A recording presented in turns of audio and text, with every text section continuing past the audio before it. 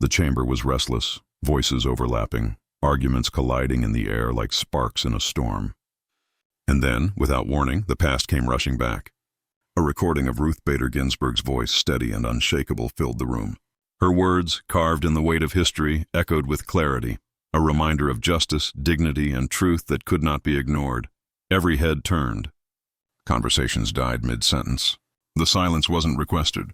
It was commanded by the gravity of her voice. Even Jasmine Crockett, whose reputation for cutting interruptions had dominated the floor just moments before, faltered. Her eyes flickered as the timeless cadence of RBG rolled over the chamber like thunderclouds gathering above an unsuspecting crowd. The moment felt unreal. It wasn't just a replay of an old speech. It was as if history itself had risen, placing its hand on the present, forcing everyone to reckon with the standard they had strayed from. Cameras zoomed in on stunned faces, pens froze above notebooks, and a stillness settled that no gavel could have ever achieved. For the first time, Crockett's usual bravado met something larger than her own voice. It wasn't a political rival speaking. It was a legacy speaking across time. Every word dripped with the authority of a woman who had fought through eras of resistance, who had never needed to raise her tone to make the world listen. And now that same authority was pressing down on the chamber like a silent judge. The reporters in the gallery leaned forward, sensing the weight of a headline writing itself. The nation would see this clip, millions would replay it. But for those in the room, the air was charged with something unforgettable. What happens when the wisdom of the past collides with the chaos of the present? The answer was about to unfold, and then all eyes turned back to Crockett. Would she deflect, mock, or rise? The question hung heavier than the speech itself, because what happened next would leave every microphone shaking and every opponent silent. It would shatter the rhythm of arrogance and leave behind a moment destined to go viral. Crockett drew a breath, her expression sharpening. And with it came the shock no one could have predicted, her reply. The atmosphere inside the chamber was already electric before Ginsburg's voice filled it. But now the stakes had sharpened into something far heavier. This wasn't just another congressional sparring match. This was a high-stakes hearing where the future of rights, dignity, and representation was on trial. Not in the abstract, but in the way laws would be written, enforced, and remembered. The air itself seemed thick, as if every word spoken could tip the scales of history. For progressives watching from across the country, the replay of Ruth Bader Ginsburg's words carried an almost sacred weight. Here was the voice of a woman who had fought for the margins, the voiceless, the silenced. Her speeches had been more than legal reasoning. They had been moral declarations, battle cries draped in judicial robes. And now, to hear that same voice reverberating in 2025, at a time when so many feared those gains slipping away, was nothing short of haunting. But inside the room, the replay was not delivered as a tribute. It was used as a weapon. Crockett's opponents seized on Ginsburg's legacy, twisting her words into an indictment. With sly grins and performative nods, they framed the late justice's wisdom as if it were a rebuke against Crockett herself, as though the fiery congresswoman embodied the very arrogance RBG had once warned against. They wanted the audience, both in the chamber and across the airwaves, to see Crockett as unworthy, as reckless noise in contrast to Ginsburg's measured wisdom. Every repetition of RBG's words was sharpened like a blade. See, even the great icon would have disagreed with you, and Crockett knew it. She could hear the intention laced beneath the playback. This wasn't reverence. It was manipulation. The legacy of a woman who fought tirelessly for justice was being co-opted, twisted, weaponized. And Crockett, who had built her career on never backing down from a fight, felt the sting of that distortion deep in her chest. The hostile interruptions only added fuel. Colleagues cut her off mid-sentence, their voices rising above hers with the practiced ease of those who believed volume equaled victory. She waited for recognition, only to be drowned out again. It was as though the chamber itself was conspiring to paint her as the villain, the reckless voice unable to measure up to history's gravitas. But something in her expression shifted. Behind her eyes there was no fear, no shrinking away from the setup. There was fire. Crockett had been underestimated before, mocked before, silenced before, and each time she had found a way to rise sharper, louder and more undeniable than anyone expected. So, when her opponents leaned harder into RBG's legacy, confident they had pinned her against a wall of history she could not climb. They missed the truth staring right at them. Crockett was not about to let Ruth Bader Ginsburg's words be twisted into a weapon of hypocrisy. She was going to seize them, reclaim them, and turn them back against the very voices that sought to diminish her. The chamber thought it had witnessed the most dramatic moment when Ginsburg's voice returned. But they hadn't seen anything yet, because Crockett, poised at the edge of her seat, was readying a reply that would tear through the silence and leave the entire nation gasping. And when she finally spoke, history would not sound like an echo of the past. It would sound like a confrontation for the future. The moment Ruth Bader Ginsburg's voice filled the chamber, it was not an act of reverence. It was calculated theater, orchestrated by those who saw politics as a performance rather than a responsibility. The figure behind the replay, the antagonist of this unfolding drama, knew exactly what they were doing. With a subtle smirk and a casual gesture toward the sound system, they had queued up the words of a woman who embodied justice, only to wield her voice as a cudgel against those still fighting for it. Their arrogance was not subtle. They leaned back in their chair, arms crossed, as though presiding over a courtroom of their own making. This was no tribute to Ginsburg's towering legacy. It was a stunt designed to corner Jasmine Crockett, to paint her as loud, reckless, unworthy of the gravitas that RBG commanded. The antagonist's voice, when they finally spoke, carried the smooth confidence of someone who believed they had pulled off the ultimate trap. Even Justice Ginsburg herself warned against this kind of conduct, they declared, twisting the words into a false indictment. The hypocrisy was glaring. Here was a politician who had spent years undermining the very values Ginsburg lived and died defending: equality under law, dignity for women, fairness for the vulnerable. Yet now, in a performance dripping with cynicism, they dared to cloak themselves in her memory. They invoked her language while advancing policies that cut at the roots of justice. They claimed her legacy while voting against everything she fought for. It was political theater at its most grotesque, claiming to honor a legend while using her voice to silence those still carrying her torch. Their supporters clapped on cue, eager to frame the moment as a lesson in humility. But beneath the veneer of respect was a hunger for dominance. They weren't there to honor RBG. They were there to remind Crockett, and anyone who resembled her, that their voices could be hijacked, diminished, and dismissed. The contradictions piled higher with each word. This was the same antagonist who had sneered at women's marches, who had dismissed concerns about voting rights as noise, who had claimed America had moved beyond systemic injustice while benefiting from its very existence. And yet, with a rehearsed solemnity, they now held up Ginsburg's legacy as though it belonged to them, as though the robe of justice could be worn like a costume for cheap applause. To the casual observer, it might have seemed clever.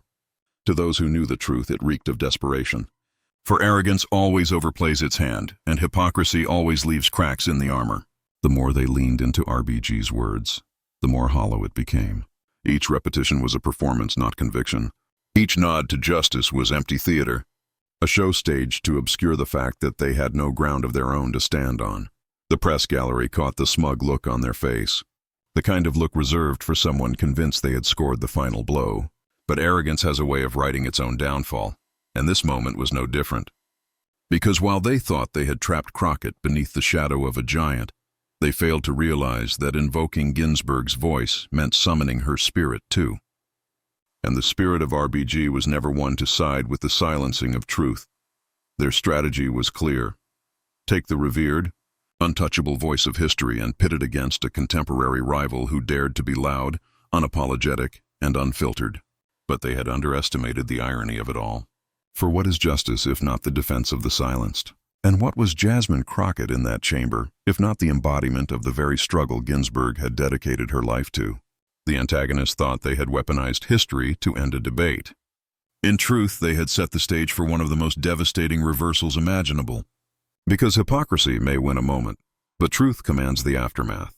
And as the smirk lingered on their face, the room had no idea it was about to vanish. For Crockett was not just listening to RBG's words, she was preparing to reclaim them. And in doing so, she would flip the script on the very arrogance that had tried to silence her. What the antagonists saw as their triumph was, in reality, the opening act of their downfall. and the first crack in their facade would come from the most unexpected place, the reply they never saw coming. Before Jasmine Crockett became the name whispered in headlines and debated across airwaves, she was a young woman staring down obstacles that seemed immovable. Born into a world that often looked at her identity as a limitation, she learned early that her voice would not be handed the microphone. It would have to seize it. Where others inherited platforms, Crockett inherited silence, and it was in that silence that she found her resolve. Her path began in classrooms where she was often underestimated, her questions dismissed as too sharp, too direct. Yet those very qualities, the willingness to challenge, the audacity to probe, would become the backbone of her career. When she entered law school, it was not with the luxury of legacy, but with the burden of proving that she belonged. Nights of study stretched into dawn, her hands covered with notes and her mind sharpened by the realization that the law was not neutral. It bent, often cruelly, against those who looked like her, those who shared her story. Crockett's early years as an attorney were a baptism by fire. She did not cut her teeth in plush offices or corporate suites.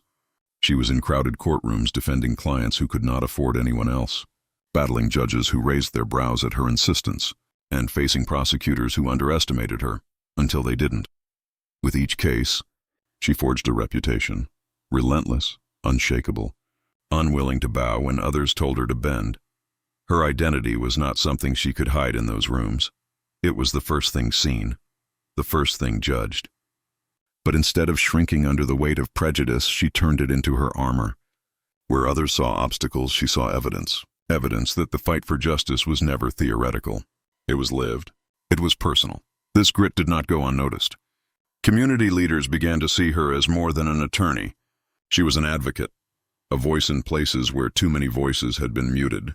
She challenged policies that gutted communities, spoke against inequities others accepted as normal, and carried herself with the fierce energy of someone who knew that her fight was bigger than her own career. The mirror to Ruth Bader Ginsburg's legacy was not accidental. It was destiny. RBG, too, had walked into rooms where women were not meant to speak, where her intellect was brushed aside, where her very presence was an act of defiance. Crockett's rise echoed that same rhythm, resilience against dismissal, brilliance against bigotry, courage against convention. In every courtroom, Crockett was not just arguing cases. She was rehearsing for moments like the one unfolding in the chamber. The sharp tone she once used against opposing counsel was the same tone that now rattled political opponents. The determination she brought to defending the marginalized was the same determination she carried into the halls of Congress. What made her story resonate was not perfection. It was persistence. She stumbled, she struggled, but she never surrendered. Every setback became another scar in her armor, another reason she refused to be silenced. And when her critics tried to paint her as too loud, too confrontational, too unapologetic, she carried those labels as badges. Because to her, volume was not the absence of reason. It was the amplification of truth in a world determined to ignore it. Her battles were not just professional, they were deeply personal. Each time she stood up in defense of voting rights, she remembered the family members who had faced suppression at the ballot box. Each time she fought against discriminatory policies, she thought of the countless neighbors who bore the brunt of inequality. Crockett was not performing politics. She was living its consequences. That authenticity, raw and unfiltered, is what made her dangerous to her opponents and inspiring to those who saw themselves in her story. It is here the emotional bridge comes into focus. Crockett is the inheritor of a torch once carried by Ruth Bader Ginsburg, not by mimicry, not by trying to become the next RBG, but by embodying the same unshakable truth, that justice is not granted by the comfortable, it is demanded by the courageous. Just as Ginsburg faced down sneers in lecture halls and dismissals from judges who thought women belonged elsewhere, Crockett faced the modern version of that contempt. Her defiance was not disrespect. It was legacy continued. The irony of her opponents replaying RBG's words was almost poetic. They thought the echo would diminish her. Instead, it reminded the world of the parallels. It reminded the audience that history's heroes are not frozen in the past. They live on in those willing to fight today. Crockett did not just admire Ginsburg, she mirrored her. She was proof that the struggle for dignity does not end with one generation, but is inherited by the next. sharpened by new battles, and propelled by the same unyielding demand for justice. And so, when the chamber went quiet, when the replay of Ginsburg's old speech settled like dust in the air, Crockett was not intimidated. She was galvanized. She was not being measured against a ghost of greatness. She was standing alongside it. She understood that this was not just a debate, not just another headline moment. This was destiny meeting defiance, and the room had no idea just how powerful that collision was about to become. The chamber still buzzed with the echo of Ruth Bader Ginsburg's words, replayed like a ghostly lecture from beyond the grave. Murmurs rippled across the room, some feigned admiration, others dripping with irony. The antagonists leaned back, their lips curling into a smug half-smile, as if to say, "Checkmate." For them, this was the coup de grace, a masterstroke of political theater designed to box Jasmine Crockett into silence. But Crockett didn't flinch. Her body language betrayed nothing of the storm building within. She sat upright, hands folded deliberately, eyes fixed forward with the kind of composure that unsettled those expecting a flare-up. The snide remarks came quickly, tossed like pebbles meant to provoke.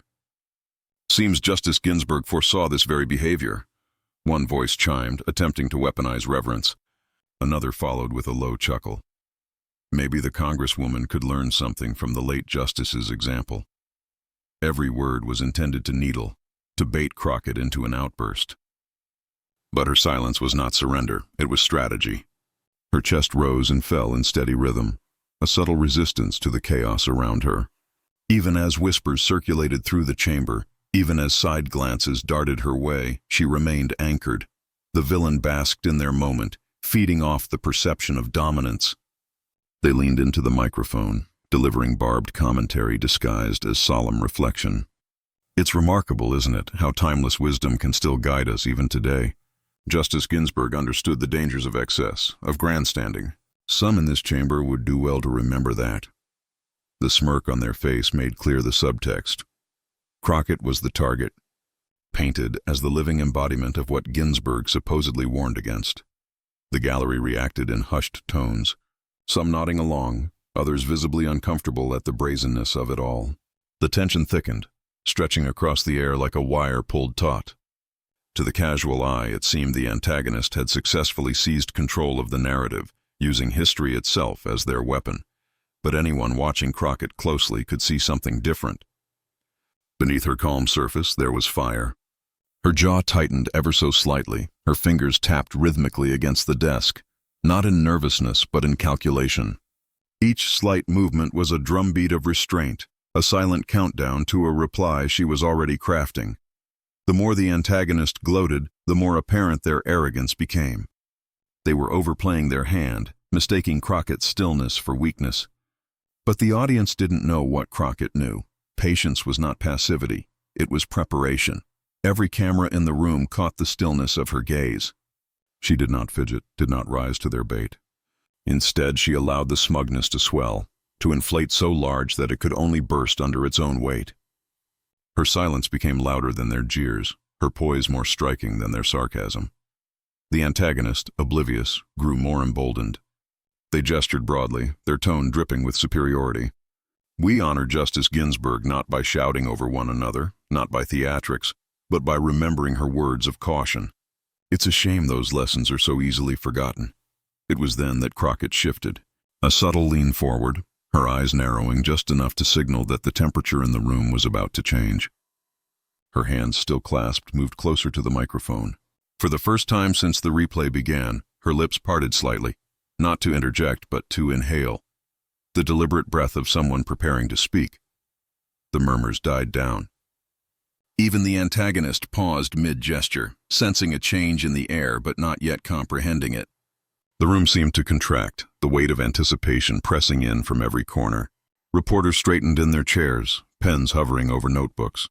Viewers at home, glued to screens, leaned unconsciously forward, and then it happened.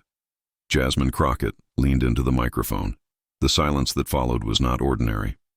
It was charged, electric, the kind of silence that makes hearts race because everyone knows, that the next words will either shatter the moment or redefine it forever. What came next would not just be a reply. It would be a turning point, A counterstrike. A mic drop that no one in the chamber, not even the smirking antagonist, was prepared to withstand. The pause hung, unbearable in its intensity. Crockett's eyes lifted, her calm expression betraying nothing but control. And then she spoke. The silence was a living thing now, a current that seemed to hum through every microphone and camera in the chamber. Jasmine Crockett leaned into her mic, her voice steady, deliberate, each word chosen as carefully as a surgeon's scalpel. "You know," she began, her tone soft but cutting, "there's something dangerous about lifting the words of giants and shrinking them down to fit small ambitions." The room stilled. Eyes locked onto her, waiting. Her cadence slowed, deliberate pauses punctuating every phrase. She wasn't rushing. She was building. Justice Ruth Bader Ginsburg, Crockett continued, did not spend her life dismantling barriers so that her words could be twisted into shackles. She did not fight so hard to be heard just so her memory could be used to silence others. Gasps scattered across the gallery, a ripple of recognition. Crockett's eyes scanned the room, left, right, settling briefly on the smirking antagonist who now shifted uncomfortably. She warned us about arrogance. She warned us about abuse of power. But let me be clear. She was never warning against speaking truth to that power. She was never telling women or immigrants or people of color to sit down and make themselves small. Her voice rose, not in volume but in conviction. Each syllable hit like a drumbeat. She was telling you not to abuse your seat. She was telling you not to weaponize dignity. And she was telling all of us, especially those of us who were told we didn't belong, that our voices must be heard. The chamber's atmosphere shifted, the earlier smugness cracking. The villain shuffled papers, fumbling for a posture of control. Their fake smile, once broad, faltered under the weight of Crockett's precision. Crockett leaned in closer, her gaze burning through the facade. "You invoked Justice Ginsburg as though she were yours to wield. But here's the truth. Her words weren't yours to twist. They were ours to live by. They belonged to the people she lifted, to the women she defended, to the generations she refused to let be forgotten." Whispers surged through the audience like wind through dry leaves. Some heads nodded, others dropped in quiet shame. The villain's eyes darted toward their allies, searching for reassurance that wasn't there. Crockett paused. She let the silence stretch, let the anticipation build again, until every breath in the chamber seemed synchronized with hers. Then she dropped the next strike. "You sit here and quote her as if she would stand beside you. But you forget, she stood against men who said exactly what you're saying now. She stood against people who believed their privilege gave them the right to control the voices of others. And she won." The words hit like a body blow. The villain's composure buckled, hands fumbling, smile gone rigid. The glint of overconfidence replaced with the shadow of panic. Crockett's rhythm quickened, not frantic but purposeful, like the final rounds of a boxing match. Her fists were words, each jab exposing hypocrisy, each cross dismantling arrogance. "You claim her memory," Crockett said, voice ringing now, "but you dishonor it with every attempt to diminish those who carry her legacy forward. Justice Ginsburg didn't pave the road so you could build walls across it. She paved it so the rest of us could walk it, together, with heads held high." The crowd could no longer contain itself. Audible gasps, scattered applause before being hushed, and an unmistakable energy coursed through the chamber. Reporters scribbled furiously, cameras zoomed in on the villain's trembling hands. Crockett's eyes narrowed, locking onto her opponent. "And here's the irony. You thought playing her words would corner me. You thought it would shrink me into silence. But what you didn't understand is this. Ruth Bader Ginsburg taught me how to fight you. She taught me how to meet arrogance with clarity, how to meet injustice with resolve. She taught me that dignity is not a weakness, it's a weapon." The line landed like a thunderclap. The room froze, stunned. Even those who had been smirking earlier now sat in weighted silence, caught between admiration and discomfort. The villain forced a laugh, brittle and hollow, paper shuffling louder now, as if the noise could drown out the humiliation. But the cameras caught it all, the trembling hands, the cracking smile, the eyes darting anywhere but Crockett's face. Crockett didn't relent. She stepped into the moment fully, her voice carrying the conviction of history itself. "You wanted to weaponize her memory, but all you've done is remind this room and this country of what she stood for. And make no mistake, I will not sit silent while you try to turn her torch into a gag. The gallery erupted, gasps louder, whispers sharper. Even the walls seemed to reverberate with her words. She paused again, letting the sound wash over her, then stilled it with the sharp edge of her gaze. Her voice dropped lower, steady, each word deliberate. So no, you don't get to own her words. You don't get to twist her legacy into something she would have despised. Because Justice Ginsburg's message was never yours to exploit. It was ours to carry forward. And we are carrying it. The villain sat frozen, shoulders rigid, their earlier swagger fully dissolved. Crockett leaned closer to the mic, her final words cutting through the silence with surgical precision. And if you can't handle that truth, then maybe the problem isn't with my voice. Maybe the problem is with your ears. The chamber detonated, not in chaos, but in stunned recognition. Gasps, then an electrified silence that felt like lightning waiting to strike. It was the kind of silence that follows a knockout punch, the kind where no one dares move because the impact is still sinking in. Crockett leaned back slowly, her face calm, her posture unshaken. She didn't need to raise her voice or wave her hands. She didn't need theatrics. She had just delivered a mic drop that flipped arrogance into shame, leaving her opponent small, exposed, and utterly undone. The cameras captured the final image, Jasmine Crockett, calm and unyielding, and her opponent, once smug, now shattered beneath the weight of words they never should have invoked. The battle was not over, but the round was hers. And everyone in that chamber knew it. The clip spread faster than wildfire. Within minutes of Jasmine Crockett's final line, the chamber footage was clipped, captioned, and launched into the digital bloodstream.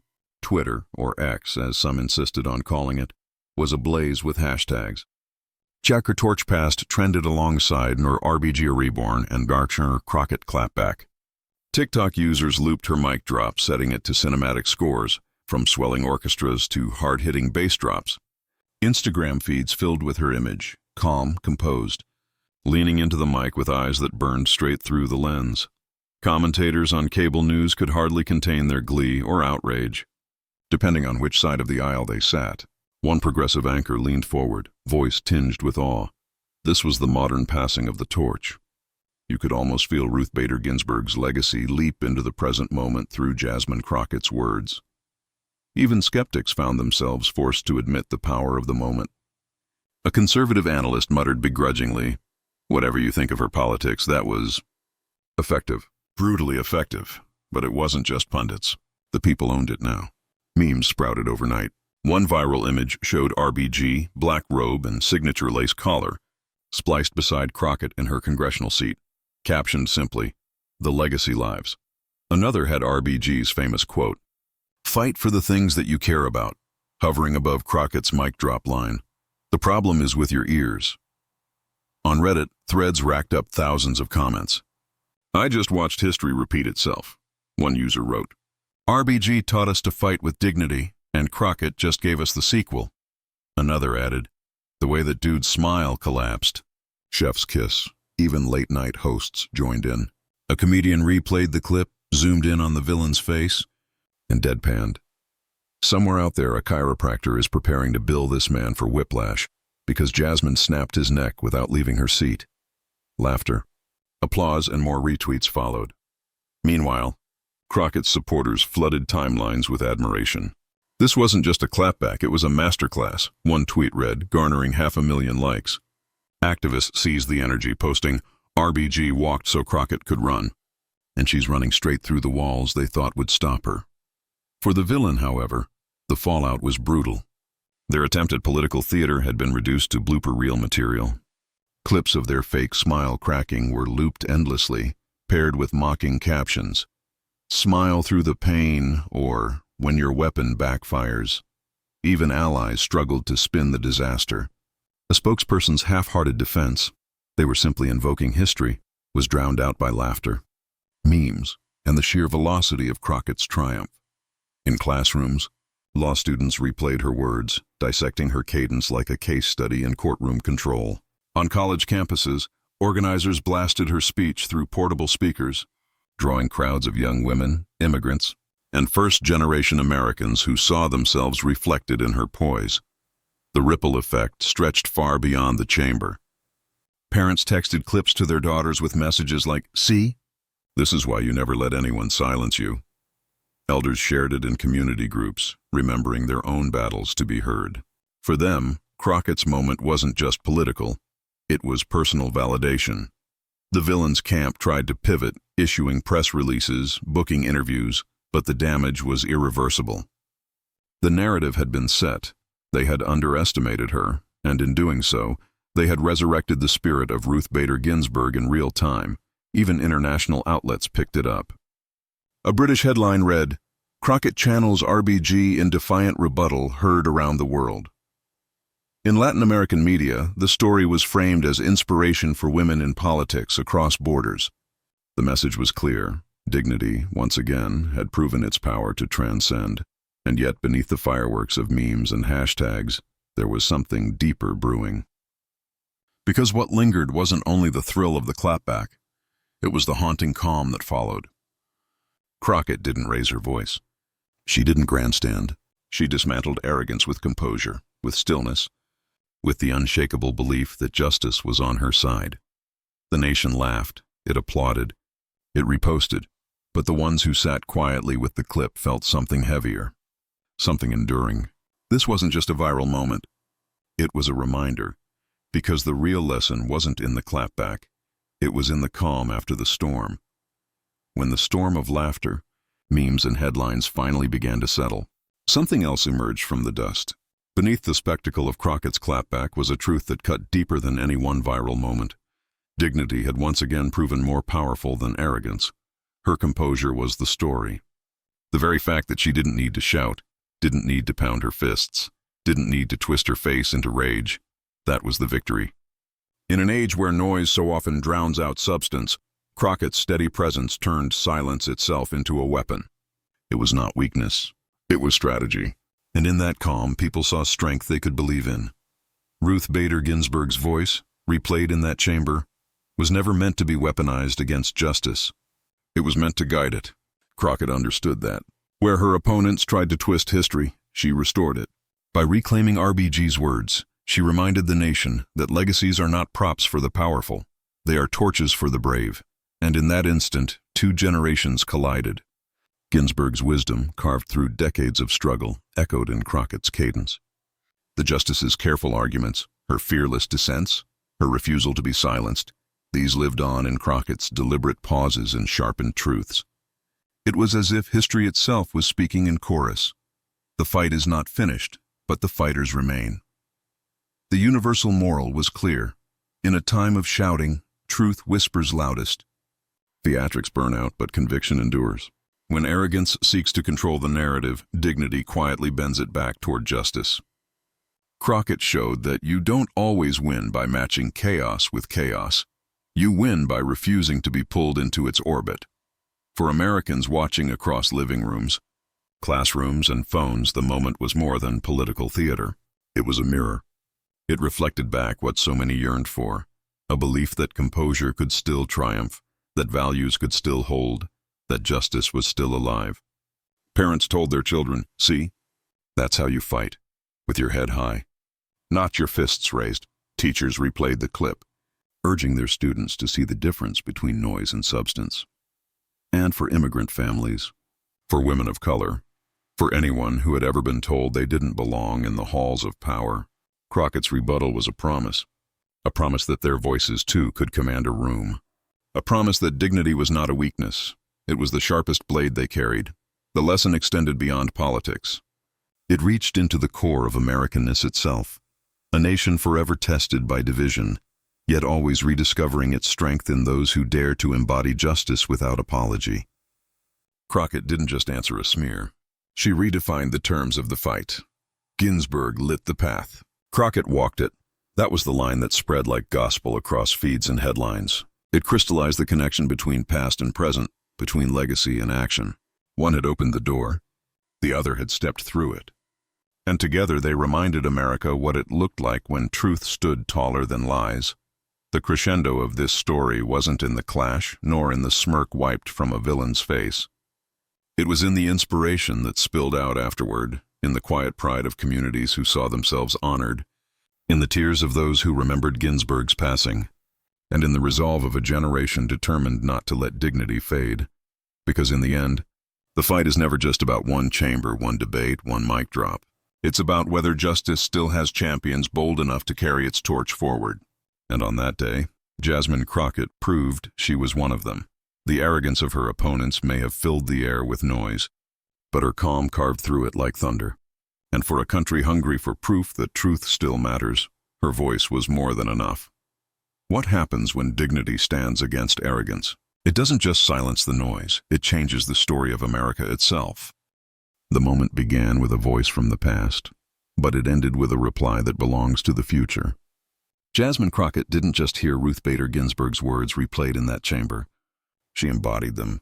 She met arrogance with poise. She met condescension with clarity. And when the room froze, it was her calm smile and fiery reply that broke the silence. That image, Crockett leaning into the mic, eyes steady, voice deliberate, has already become unforgettable. It's the moment her critics never saw coming and her supporters will never forget. It's the moment when dignity was not only defended but weaponized against arrogance. And now the story belongs to more than just the people in that chamber. It belongs to you. Because these moments of truth only live on if we carry them forward. If dignity matters to you, if justice matters to you, if the idea of America as a place where voices of integrity outlast voices of noise matters to you, then share this moment. Be part of the movement that refuses to let arrogance be the loudest sound in the room. Because justice isn't an echo of the past. It's the voice we carry into the future. And thanks to leaders like Crockett, thanks to the torch passed from icons like Ginsburg, that voice is still strong, still unshaken, still ready to rise above the storm. History has shown us the way. Today has given us proof. The rest is up to us. So remember the smile, remember the words, and remember the lesson. Dignity always outshines arrogance. The mic has been dropped. Now the message must be carried.